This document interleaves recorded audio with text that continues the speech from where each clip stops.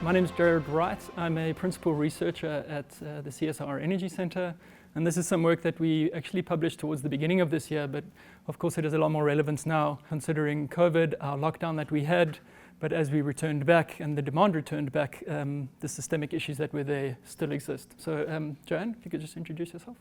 Afternoon everyone, for those of you who don't know me, I am Joanne Carlitz and I'm working as a senior engineer in the Energy Centre at the CSIR. I co-authored this work with Jared, which he will be presenting today. I hope you enjoy it, and over to you. So yes, so like I said, it's some work that we actually published at the beginning of this year, but we've provided a bit more context around the impact of COVID-19 and the lockdown on our demand, and also how that has returned, which you'll start to see come through in some of the work that we present. So why we did this, I think some people have seen this work before, but we just wanted to really reiterate the reason that we did this and why we made this contribution is we feel like as an independent research organization that we should have no vested interest in any outcomes and provide that independent evidence base from which various industry stakeholders can use to inform their plans going forward. Number two, transparency. In a lot of ways, over the last few years, we've published all of the work that we've done, including the data, the modeling frameworks, and the analytics that sits behind it. So we want to make sure that we're as transparent as possible in the work that we do and really get the information out into the public domain. We also have a lot of experience and expertise ranging from grid planning to energy planning to experts that have been in system operations for many years. And we would like to think that we're that independent arbiter of information and a publicly trusted institution. We also thought at the time, but it's also still important now, that of course there was a lot of expedience that needed to go with it. We were in an electricity crisis, we still are in an electricity crisis, and we'll start to talk to that now in the next few slides. So we wanted to answer three key questions. Number one, are we in an electricity crisis? I think I've mentioned that already. Indeed we are. The President has said so, as well as other leaders of the industry have said the same. The real other question we wanted to ask, therefore, is how long will the load shedding last then? So what we did is we present two scenarios to you to really understand the expected intensity and duration of the load shedding, but more importantly, what options are available or what solutions are there to solve this electricity crisis. So we tried to provide some feasible solutions in the immediate to ensure that we set ourselves up for a successful decade in the 2020s towards 2030. So the burning platform that we're on. South Africa had the worst load shedding, at least in recorded history, on record in 2019, 1,352 gigawatt hours, based on the data that we get from public domain sources. And in December 2019, we had up to stage 6 load shedding, which we had not seen before. Until 2020, where we then actually did increase the amount of load shedding relative to 2019, only marginally so far, but halfway through this year, we actually have load shed even more than we did in 2019. We also wanted to say that indeed load shedding is expected to continue for at least 2 to 3 years, but this is dependent on the key actions and decisions that are taken by the various industry custodians as well as stakeholders. So although there was a reduced demand in 2020, or at least at the beginning half of 2020, due to COVID and the lockdown that was implemented to try and mitigate its spread, this really was only brief and very acute, as you'll start to see in some of the information that we present in the next few slides. So indeed, there is an urgent response that's necessary. We need to ensure short-term system adequacy while setting ourselves up on a path for long-term adequacy in the decade. This is even more urgent now as we start to hear about more and more post-COVID-19 economic recovery plans and how those recovery plans are starting to take shape. Some of the key systemic changes that we highlighted in this research is one, around the Eskom availability of the predominantly the coal fleet, otherwise known as the energy availability factor, the EAF. And then number two, the demand forecast. That did require an updated understanding of what those two key parameters would have in terms of the outcomes and the adequacy in the South African power system over the next 5 years. So what we then looked at was, well, in the last 5 months, 6 months, what happened? And as you can see here, there's a lot of colors, a lot of graphics, but if you just focus on the red curve at the top, that's what Eskom originally expected for at least from March until August for this year in terms of the system demand. In the order of about 33 gigawatts peak. But as you saw there, as that level 5 lockdown started in that red shaded area, the demand really just collapsed down down to 30.7 gigawatts relative to what was originally expected at 33.4 gigawatts. But probably more importantly here is the minimum demand and how far that went down. It went all the way down to 13.8 gigawatts. That might not sound like such a bad thing. Reduced demand is a good thing. But when we have a largely inflexible and aging coal fleet that then can't really turn down, it becomes quite difficult to manage a system like that. You may have additional operating reserves, but your supply side and the power generators on the supply side are not necessarily flexible enough to turn down sufficiently, so there can be challenges there. If we just zoom in on exactly that area in level 5 in the red, level 4 in sort of the orange-yellow color, and then level 3 in the much lighter color, you can start to see that during level 5, we had a deviation of up to 11 gigawatts. A lot of power came off the power system, largely due to industry shutting down. And then under level 4, up to 8.5 gigawatts. During that period, or during this period that you're seeing here, 20 weeks, the expectation was around 86 terawatt hours, whereas there was only 75 terawatt hours of demand. So there was a reduction of about 11 terawatt hours, or 13% relative to what was expected. That's a significant reduction. It has impacts, of course, on Eskom relative to what they were expecting in terms of LNG sales, but it also has impacts in the medium to longer term, which we'll start to talk about in the next few slides when we talk to the scenarios that we explored. So I just zoomed in here, 3 slides on level 5, level 4, and level 3. Under level 5, it was 35 days. And there you start to see that reduction down to the 13.8 gigawatts that I was talking to. Interestingly enough, during the beginning part of the lockdown, you didn't really see any systemic patterns coming through. But towards the end of level 5 there, you can see that during the week, the demand profile really started to shift in the mornings where you see those peaks every day. And when you go now to level 4, you even see that further. During the weekdays, you see that in all of those weeks there's that changing demand profile pattern. That's largely because a significant component of South Africa, people that were working in office buildings and in commercial environments as well as in industry were now working from home. So the whole demand profile also started to shift. It wasn't necessarily systemic and is not systemic, but it was just interesting to see that if you start to look at a workforce of the future and where we could be going towards, this is what a different type of a demand profile could start to look like. So it's almost a postcard from the future to show us what the demand profile could start to look like. When you then look at level 3, you can see very minimal differences. Demand has come back to what we could call normal. And then in that blue highlighted area, there is that week of load shedding that we had. We had stage 1 and stage 2 load shedding because the demand did come back. And on the supply side, there wasn't sufficient capacity to meet the demand. Even though we were running the open cycle gas turbines quite hard, they can only run for so long. This is then what it looked like in the first 6 months of the year in terms of load shedding. From green to red, the differentiation across the different stages. You can see, and if you remember the beginning of the year, all the way up to March, we went up to stage 4 load shedding. And then when we look in July, we had that brief period in the middle of July where we had stage 1 and stage 2 load shedding. So that's the year so far. As I said before, 2019 was the worst year of load shedding. 2020 seems to be worse than that so far after 6 months, about 7 months actually, in this period that we're showing here. So we had about 1,383 gigawatt hours of load shedding so far in 2020 relative to 2019. And then, of course, 2015 was also quite high, also around 1,300. So this is some information we extracted from Eskom's weekly report, system adequacy report, as well as the system status report that they presented in May. And if you look at the dark blue, those are the actuals and what the country's demand looked like on a weekly basis. The gray area is the deviation relative to what was expected, and then the light blue is what is to come. And what you can see that throughout the year, that 12 terawatt hours of electricity is about a reduction of just under 6% for the entire year in terms of energy sales for Eskom. So that reduction was there, the demand came back, but that reduction really does take a chunk out of the energy demand across the country relative to what was expected. So why did we do this work? Now that I've spoken a bit about COVID and the differentiation between the work we did in January and today. The Integrated Resource Plan was released in October 2019. In that document, there was a highlighting of the short-term inadequacy of the power system between 2019 and 2022. And this is primarily due to the lead time of the first new build capacity that you can get online from 2023 onwards.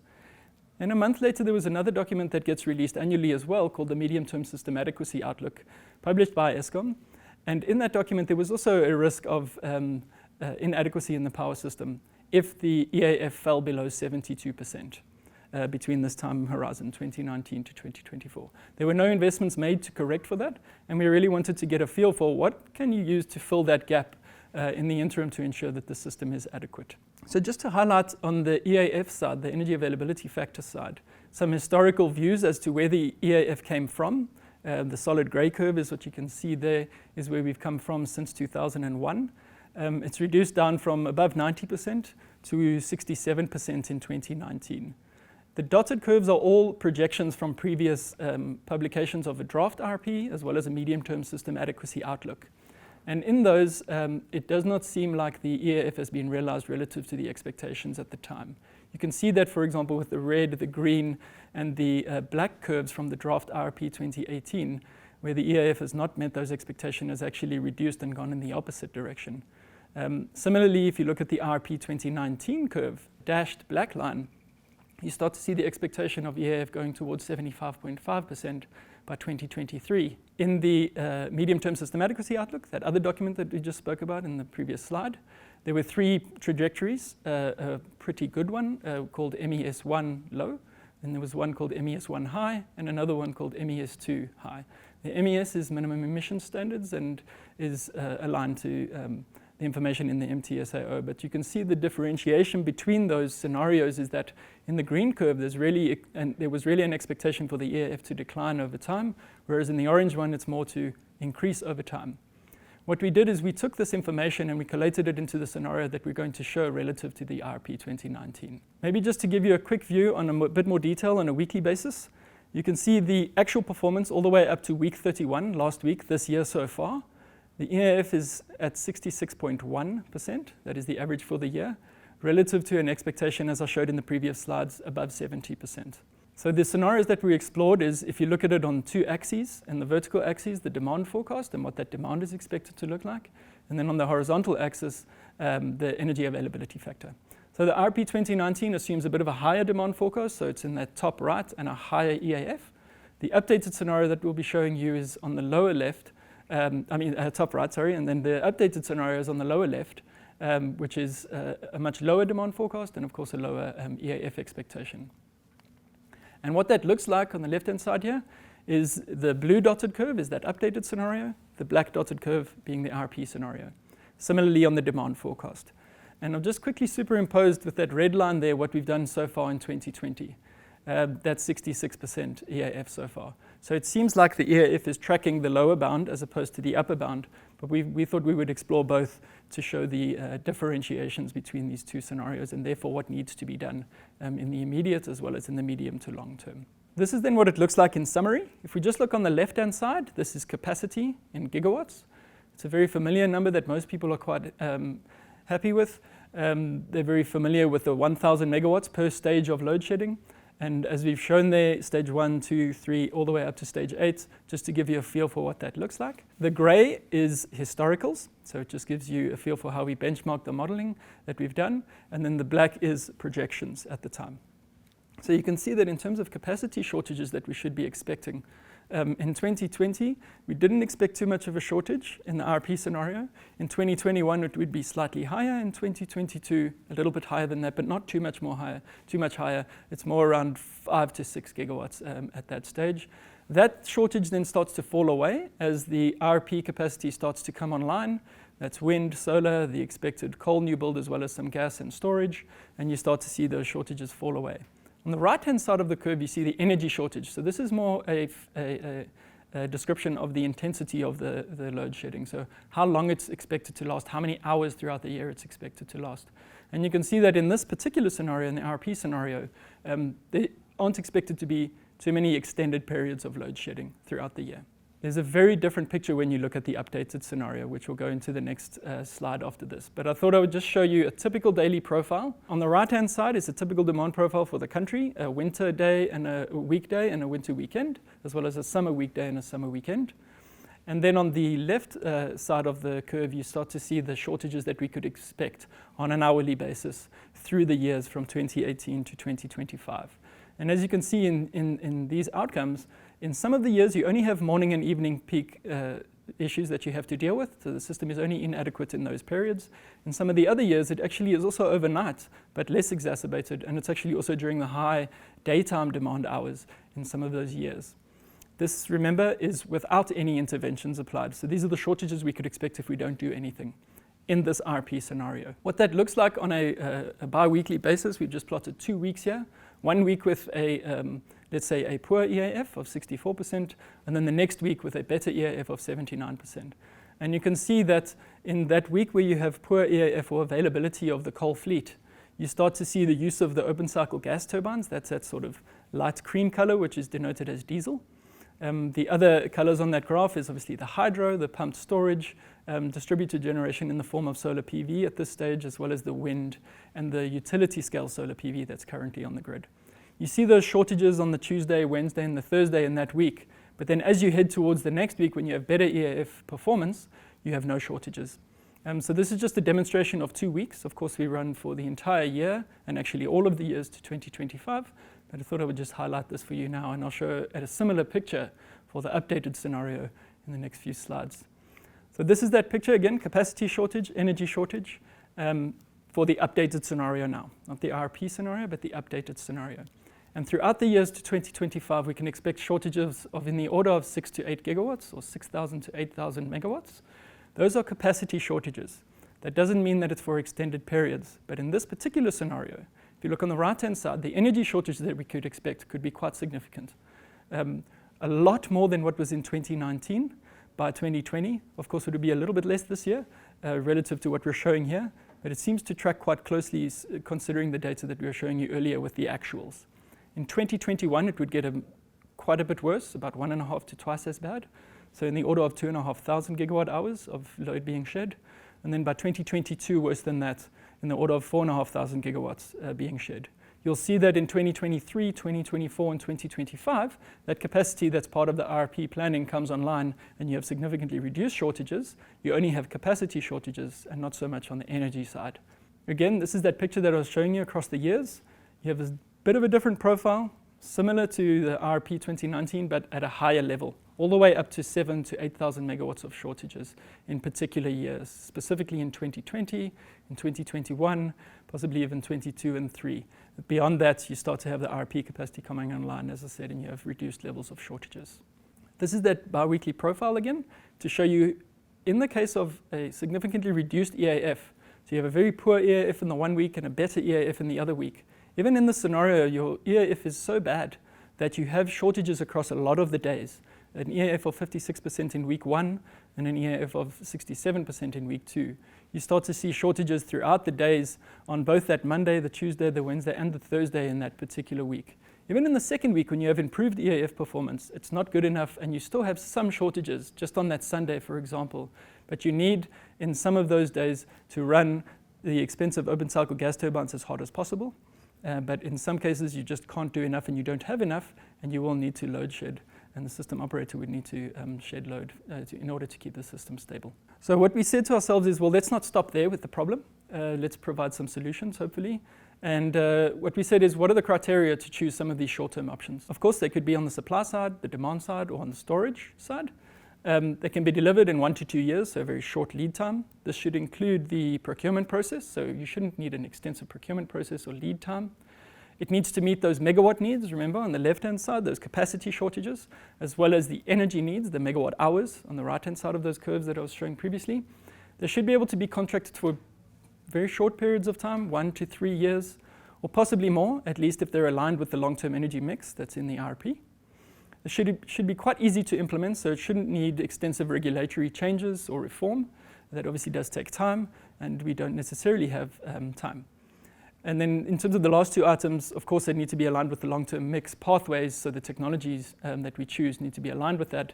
But the final one that not too many people think about as extensively as the other components is it shouldn't require significant network expansions or retrofits or augmentation to allow for them to be interconnected. So we should try use the networks we have as much as possible, both on the transmission side as well as on the distribution side. So this is then the one graphic that we thought we tried to summarize it all. They're really just 3 key steps. And when I say just, it's not just 3 key steps, they're 3 big steps that need to be taken, and they all hang together with each other. As part of step 1, we need a significant customer response at scale. And what we mean by that is customers across all segments, residential, small industrial, commercial, agricultural, all the way up to the energy-intensive users of the big mining houses in the country, would be enabled to install self-supply options in the form of embedded or distributed generation. In addition to that, we had a look at what possibilities there are around the Renewable Energy IPP program and the changing of those PPAs to increase their maximum export capacity to provide additional power on the grid. Those are already operational, so it should be quite easy to do. Step 2 is the well-known Department of Mineral Resources and Energy Risk Mitigation Program. As part of that, what we said to ourselves is, if we do step 1 and we implement the RP step 3, which I'll talk to next, what is the balance of capacity that's needed to now fill the remaining gap? And we estimated in the order of 1.3 to 2.8 gigawatts of that capacity across the years. More importantly is really around the time frame. So the RFI that went out as part of the DMRE program was at the beginning of the year, and the RFP, I understand, will be coming out in the next few weeks. Once the RFP comes out, preferred bidders would need to bid into that. There would need to be an assessment of those bids. Those bids would then need to get financial close. They would then need to start construction and hopefully be online, what we estimated about 12 months thereafter or 1 year thereafter. As you can see, though, in that timeline that we've shown, the preferred bidders would only come online at the beginning of 2022, which means in 2021 there will be shortages if we don't do enough in the other steps. So for example, if you do more in step 1, you need to do less in step 2. Similarly, if you do more in step 3, you need to do less in step 2. So all of these hang together. And then finally, as part of the final step, is really implementing of existing policy around the RP 2019.